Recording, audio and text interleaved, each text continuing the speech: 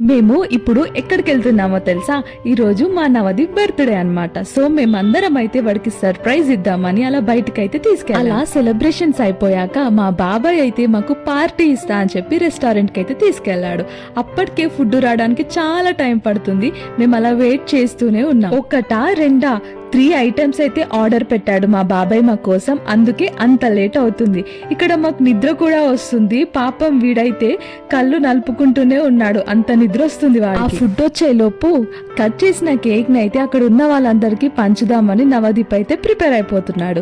So అక్కడ ఉన్న restaurant లో ఉన్న వాళ్ళందరికీ అయితే కేక్ అయితే ఇచ్చేసాడు. మేము ఆర్డర్ పెట్టుకున్న ఫుడ్ కూడా వచ్చేసింది. ఫస్ట్ అయితే చికెన్ స్టార్టర్స్ అయితే ఆర్డర్ పెట్టాం. బట్ నిజంగా ఇది KFC లాగానే ఉంది. టేస్ట్ అయితే అదిరిపోయింది. ఇది తింటున్నామో లేదో ఆ లోపు రోటీ అండ్ చికెన్ కర్రీ కూడా వచ్చేసింది. ఇది కూడా లాగించేసాం. అది తినే లోపు బిర్యానీ కూడా వచ్చేసింది. ఇలా ఫుల్ గా కుమ్మేసాం.